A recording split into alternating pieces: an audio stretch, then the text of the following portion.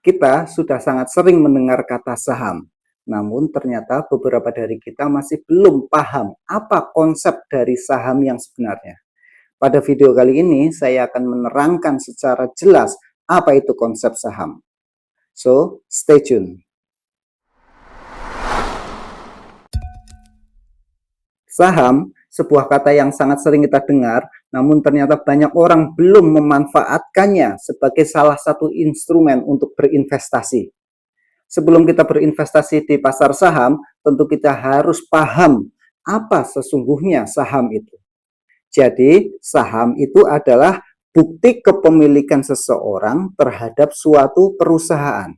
Jadi, jika kita memiliki saham dari suatu perusahaan, itu artinya kita memiliki sebagian dari perusahaan tersebut sesuai dengan jumlah saham yang kita miliki. Artinya apa? Artinya kalau kita membeli suatu saham, itu sama saja kita membeli sebuah perusahaan. Jumlah persentasenya berapa? Ya tergantung dari berapa saham yang kita beli. Oke, untuk lebih mempermudah kita dalam pemahaman suatu saham, maka saya akan memberikan ilustrasi. Di sini contohnya ada restoran yang namanya adalah restoran X. Ini contohnya restoran X memiliki aset sebesar 1,5 miliar. Aset itu dapat berupa ruko, kemudian peralatan-peralatan dapurnya, meja, kursi, dan sebagainya. Kemudian restoran itu juga memiliki hutang. Nah, hutang itu nanti disebut sebagai liabilitas atau liability. Contohnya ini hutangnya 1,5 miliar. Sehingga ekuitasnya adalah 1 miliar. Ekuitas itu adalah jumlah dari aset dikurangi jumlah dari hutang. Jadi aset kurangi hutang. Asetnya 1,5 kurangi 1,5 miliar. Artinya jadi ekuitasnya adalah 1 miliar. Ternyata restoran tersebut memberikan keuntungan atau net profit adalah 200 juta per tahun. Oke, selanjutnya karena pemilik dari restoran itu ingin mengembangkan usahanya, mungkin ingin membuka cabang dan sebagainya, maka pemilik dari restoran itu menjual restorannya ke pasar saham dan dihargai oleh market sebesar 2 miliar. Ini hanya contoh ya. Jadi dihargai oleh market sebesar 2 miliar.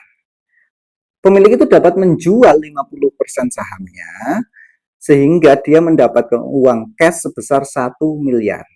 Ingat ya, jadi kalau semua perusahaan dihargai 2 miliar, artinya kalau dia menjual setengahnya atau 50%-nya, maka dia akan mendapatkan uang 1 miliar secara free itu ya. Nah, uang 1 miliar itu tentu bisa digunakan untuk membuat cabang restoran baru atau untuk melakukan invasi gitu ya. Nah, itu adalah keuntungan dari pemilik sebelumnya. Kerugiannya apa? Ya kerugiannya tentu kalau suatu saat itu restoran itu mendapatkan untung, nah untungnya itu harus dibagikan kepada pemegang saham lainnya gitu. Oke, karena harga dari perusahaan itu masih cukup mahal dan tentunya tidak semua orang bisa membeli, maka uang yang 2 miliar itu yang namanya market cap itu kemudian dibagi menjadi 1 juta bagian. Nah, 1 juta itu disebut sebagai jumlah lembar saham yang beredar. Sehingga harga saham per lembarnya sekarang tinggal market cap 2 miliar dibagi dengan jumlah lembar sahamnya 1 juta lembar saham. 2 miliar bagi 1 juta hasilnya adalah Rp2.000. Nah, itu adalah harga per lembar saham. Pertanyaan selanjutnya adalah kalau kita ingin membeli saham dari restoran X, tempatnya di mana? Di mana kita bisa membeli saham? Nah, tempat untuk membeli saham namanya adalah sekuritas. Ya, di Indonesia sendiri sekuritas ada sangat banyak. Beberapa contohnya adalah ini seperti ada Mandiri Sekuritas, ada Stockbit, ada BCA Sekuritas, ada Indo Premier atau iPod, kemudian ada juga Mirai Aset. Selain itu tentu masih banyak yang lain gitu. Jadi Bapak Ibu bisa nanti searching gitu ya. Selanjutnya, berapakah minimal lembar saham yang dapat kita beli? Apakah kita bisa membeli hanya satu lembar saham? Ternyata tidak bisa. Jadi minimal pembelian saham itu adalah satu lot. Satu lot sama dengan 100 lembar saham. Jadi untuk kita membeli saham dari restoran X, minimal adalah 100 lembar saham kali harga sahamnya, yaitu 2.000. 100 kali 2.000 adalah 200.000. Artinya hanya dengan uang 200.000 kita sudah bisa membeli saham dari restoran X. Berapakah kepemilikan dari saham yang kita miliki? Ya kalau kita membelinya hanya 100 lembar atau satu lembar saham, maka kepemilikan kita adalah 100 lembar dibagi total dari jumlah lembar yang beredar, yaitu 1 juta lembar kali 100%. Hasilnya adalah 0,01%. Artinya dengan membeli 100 lembar saham atau membeli dengan harga Rp200.000, maka kita sudah menjadi pemilik dari restoran X dengan jumlah kepemilikan 0,01%. Ya tentu sangat sedikit. Kalau kita pengen kepemilikan kita naik, ya kita harus membeli sahamnya lebih banyak. Jumlah sahamnya atau jumlah lembar sahamnya kita harus membeli lebih banyak. Selanjutnya, mungkin kita bertanya-tanya, apakah saham yang akan kita beli itu termasuk harganya mahal atau murah? Bagaimana kita tahu? Jadi sama ya, seperti kita ingin membeli suatu barang, kita pasti inginnya mendapatkan barang tersebut dengan harga murah. Saham juga sama, kita inginnya membeli saham dengan harga murah. Terus rasio apa yang dapat kita lihat untuk mengetahui bahwa saham itu harganya murah atau mahal? Tentu rasionya sangat banyak sekali, dan pada kesempatan kali ini saya hanya membagikan sedikit. Salah satunya adalah PBV atau Price to Book Value Ratio. Jadi PBV atau Price to Book Value Ratio itu membandingkan market cap dibanding dengan total ekuitas. Contohnya yang restoran tadi market cap-nya adalah 2 miliar. Kemudian ekuitasnya, ingat ya, ekuitas itu adalah total aset dikurangi dari hutang. Aset kurangi hutang. Contohnya tadi ekuitasnya 1 miliar. Jadi 2 bagi 1 adalah 2. Nah, PBV dari restoran tersebut artinya adalah 2. PBV 2 itu artinya kita membeli saham itu seharga 2 kali lipat ekuitasnya. Kalau PBV-nya 5 berarti kita membeli saham dengan harga 5 kali ekuitasnya. Tentu kita inginnya mengharapkan PBV yang kecil. Semakin kecil PBV-nya maka semakin murah harga dari saham itu. Gitu ya. Nah, PBV yang umum digunakan untuk menilai harganya mahal atau murah, biasanya kalau PBV-nya di bawah 1, seperti 0,4, 0,7, 0,9 itu maka disebut murah. Kalau di atas 1 biasanya disebut mahal. Namun itu tidak selalu benar atau tidak selalu bisa digunakan. Kenapa? Karena PBV itu hanya menilai perusahaan pada saat ini.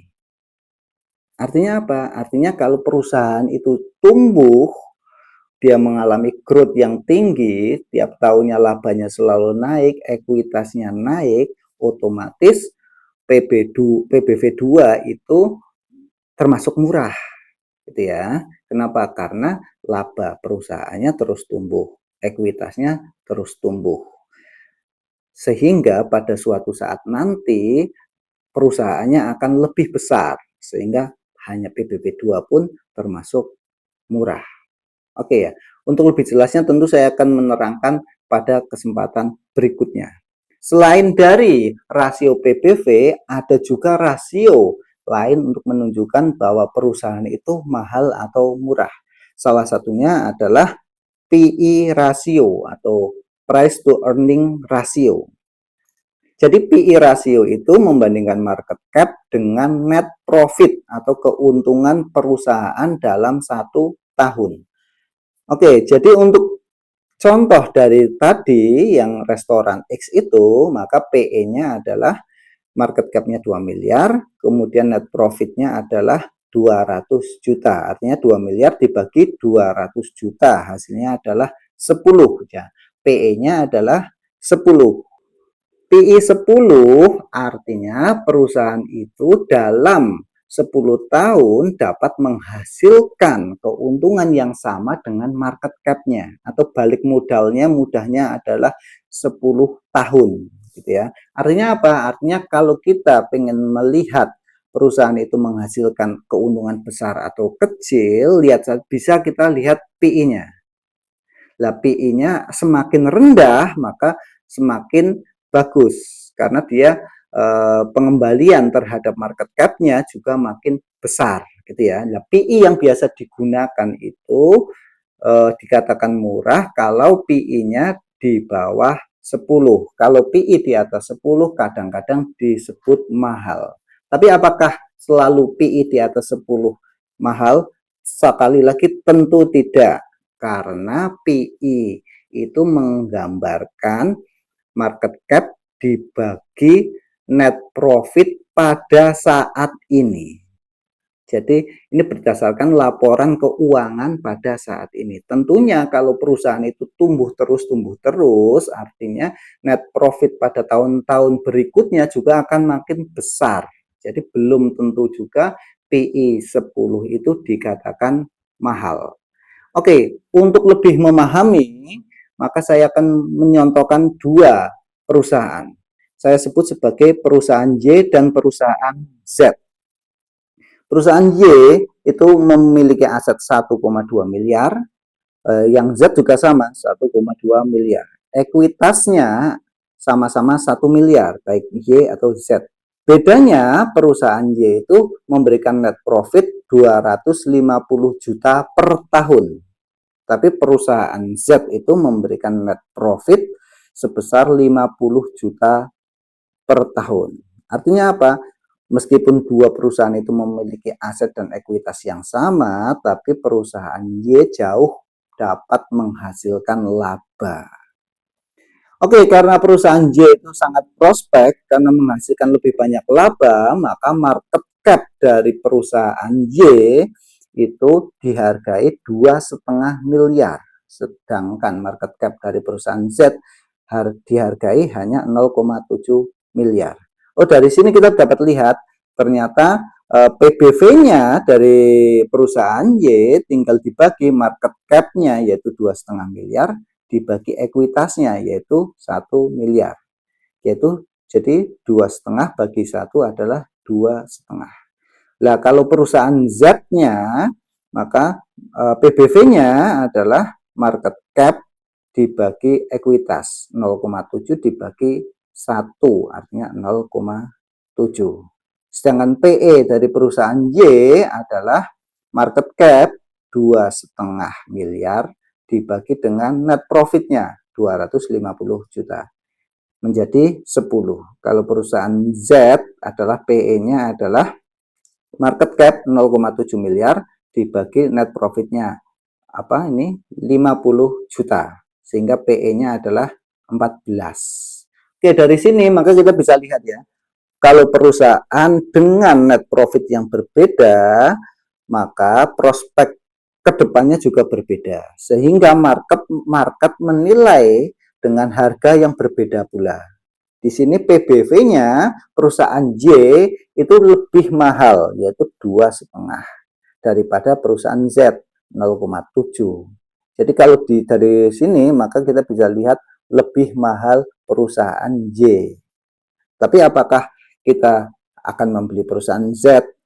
Nah, tentu belum tentu ya, karena perusahaan Z ternyata hanya menghasilkan keuntungan kecil, kalau perusahaan Y menghasilkan laba yang besar gitu ya. Dari sini kita dapat belajar bahwa untuk mengetahui apakah saham itu murah atau mahal dapat dilihat dari PBV, dari PE. namun tidak selalu itu valid. Kenapa? Karena kita juga harus melihat apakah perusahaan itu memiliki growth atau memiliki pertumbuhan yang bagus tidak, labanya bagus tidak, gitu ya. Jadi sebelum kita membeli suatu saham, kita harus melakukan analisis yang lebih mendalam. Oke, kemudian kita bertanya, kalau kita berinvestasi di pasar saham, itu keuntungan kita itu bisa didapat dari mana saja? Ada dua.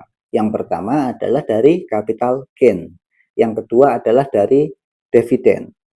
Terus capital gain itu sebenarnya apa? Jadi capital gain adalah keuntungan dari kenaikan harga saham yang kamu miliki dan direalisasikan saat kamu menjualnya. Jadi merupakan keuntungan dari selisih antara harga beli dan harga jual saham. Jadi artinya capital gain itu keuntungan yang bisa diperoleh hanya kalau kamu menjual saham tersebut. Kalau kamu nggak menjual, maka kamu tidak akan mendapatkan capital gain, gitu ya.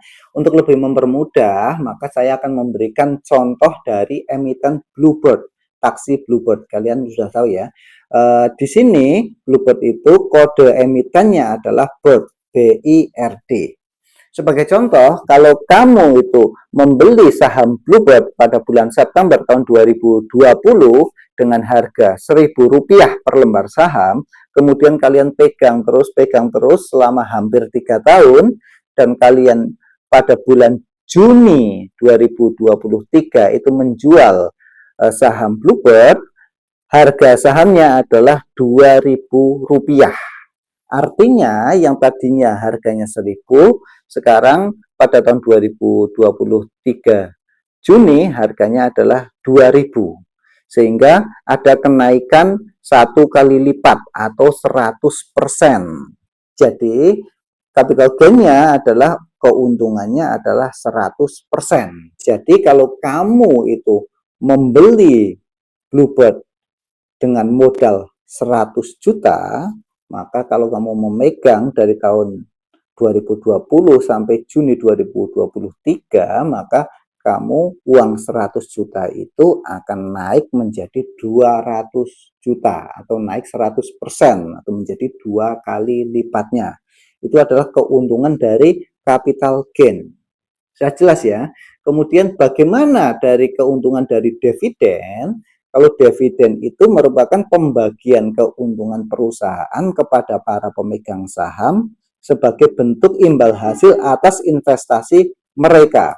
Jadi perbedaannya adalah kalau capital gain itu kalau kita menjual saham dan ada selisih antara harga beli dan harga jual. Artinya kita akan mendapatkan keuntungan dari situ. Tapi kalau dividen itu kalau kita tetap memegang saham, saham itu tidak kita jual, kita pegang sampai tanggal cum date. Tanggal cum date adalah saat tanggal pencatatan akan dibayarkan dividen. Ya, jadi kalau perusahaan itu mendapatkan keuntungan dan salah satu keuntungannya mau dibagi kepada pemegang saham, maka kita akan mendapat keuntungan dari pembagian laba bersih perusahaan dalam bentuk dividen, gitu ya, sudah jelas. Kemudian mungkin kita bertanya-tanya, saham apa saja sih yang ada di Indonesia? Atau kalau kita ingin berinvestasi, ingin membeli saham, itu kita bisa membeli saham apa saja. Ternyata di Indonesia itu sudah banyak sekali emiten atau perusahaan yang terbuka. Artinya kita dapat membeli sahamnya. Ada lebih dari 900 emiten atau 900 perusahaannya. Nih, sebagai beberapa contoh adalah ada BCA, Bank BCA, ada Sido Muncul. Sido Muncul itu biasanya ada tolak angin gitu ya. Kemudian ada Bank BRI, ada produk-produk dari Mayora, ada Indofood CBP, Indomie ya, produknya Indomie, ada juga taksi Bluebird, ada juga Goto. Goto itu Gojek dan Tokopedia. Ada juga Antam, ada juga Rumah Sakit Siloam. Selain itu tentu masih banyak lagi ya. Sekali lagi di Indonesia lebih dari 900 emiten yang ada di Bursa Efek Indonesia dan kita dapat membeli semuanya. Namun apakah kita hanya asal-asal membeli? Tentu jangan. Kenapa? Karena kita ingin membeli perusahaan yang tumbuh. Kalau perusahaannya tumbuh, artinya semakin lama semakin besar dan kita pun akan semakin untung. Jangan sampai kita membeli perusahaan yang jelek. Perusahaan jelek kita beli, lama-lama dia labanya mengecil terus, kemudian perusahaannya bangkrut dan investasi kita pun gagal. Jadi jangan sekali-kali asal-asalan dalam membeli saham. Gitu ya. Nah, kita harus belajar melakukan investigasi dan membaca laporan keuangan, berita ekonomi, dan sebagainya. Oke, ini saya tampilkan beberapa contoh dari emiten yang ada di Bursa Efek. Salah satunya adalah dari Bank BCA. Jadi BCA ini melantai di Bursa Efek dari Mei tahun 2000. Jadi sudah 25 tahun. Harga saham saat pertama kali itu adalah Rp1.400 per lembar saham. Namun perlu diingat ya, bahwa BCA ini pernah stock split dengan rasio 1:2 3 kali, dan rasio 1:5 1 kali. Jadi 1 jadi 2, 2 jadi 4, 4 jadi 8. Kemudian stock split lagi 5, 1:5. Jadi 8 kali 5 adalah 40. Jadi harga sahamnya itu sudah dibagi menjadi 40 bagian. Kita lihat sekarang. Dari sini terlihat ya bahwa harga saham saat ini adalah Rp9.050. Artinya kalau dia tidak pernah stock split, maka dikalikan 40. 9.000 kali 40 adalah sekitar Rp360.000. Yang tadinya harganya adalah 1.400, maka sekarang kalau tidak ada stock split, harganya adalah sekitaran Rp360.000. Artinya naik kurang lebih 250 kali ya, atau naik 2.500%. Artinya kalau awal kamu berinvestasi pada tahun 2000 di BCA dengan uang 1 miliar, maka sekarang uang 1 miliarnya itu akan naik berubah menjadi 250-an miliar. Tentu itu sangat besar sekali ya. Jadi kenaikan dari BCA itu memang sangat tinggi sekali. Tapi apakah semua perusahaan itu bisa naik terus seperti BCA ini? Tentu tidak. Maka kita harus mengamati dan belajar. Ini salah satunya saya tunjukkan juga dari perusahaan Bukit Asam atau kodenya adalah PTBA. Kalau dilihat dari harga sahamnya, PTBA itu harga sahamnya selalu naik turun. Karena PTBA itu termasuk perusahaan batu bara. Dan batu bara itu termasuk perusahaan cyclical. Artinya dia naik turun harga sahamnya tergantung pada siklusnya. Siklus apa? Ya siklus dari harga batu bara yang ditetapkan di dunia. Artinya kalau harga batu bara itu naik, maka keuntungan dari PTBA juga naik. Laba perusahaannya naik, sehingga banyak orang berinvestasi atau membeli saham dari PTBA dan harga sahamnya pun naik. Namun kalau harga batubara dunia turun, maka perusahaannya juga keuntungannya turun. Jadi keuntungan laba dari perusahaan ditentukan oleh harga batubara yang ada di dunia. Kalau naik, maka keuntungannya naik. Kalau turun, maka turun. Sehingga sahamnya pun juga naik turun. Terus apakah harga saham yang selalu naik turun seperti ini selalu buruk? Jawabannya tentu tidak. Kalau kita bisa memanfaatkannya. Justru kita bisa membelinya saat harganya di bawah, dan saat harganya sudah naik, maka kita bisa menjual. Sehingga kita juga bisa mendapatkan keuntungan dari situ. Tentunya kita harus melakukan analisa secara mendalam, apakah bisnisnya di kemudian hari masih bisa naik lagi atau tidak. Gitu ya. Oke, untuk contoh selanjutnya saya akan memberikan contoh dari perusahaan yang kalian semua pasti sudah sering mendengar. yaitu Unilever. Kodenya adalah UNVR. Kalau dilihat dari sini, kita bisa lihat bahwa harga saham Unilever itu awalnya terus naik hingga Februari 2018. Setelah itu harga sahamnya terus turun sampai saat ini masih turun. Mengapa bisa begitu? Kita tahu bahwa Unilever itu perusahaan yang besar. Produknya pun kita sudah sangat familiar. Kita bisa jumpai di minimarket, supermarket, dan sebagainya. Jadi anggapan orang itu bahwa perusahaannya besar selalu aman, gitu ya. Dan itu salah, gitu ya. Itu salah besar.